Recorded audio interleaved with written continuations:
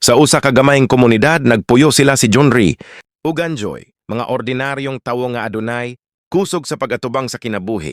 Matag buntag sayo pa lang nagtrabaho na sila bisan kapoy ug lisod ang kahimtang. Usahay kulang ang pagkaon, usahay hilom ang mga luha apan wala sila mihunong. Alang kanila mas labaw ang gugma sa pamilya kaysa kalisod. Ang ilang singot ug sakripisyo puno sa paglaom para sa mas maayong kaugmaon sa ilang mga anak.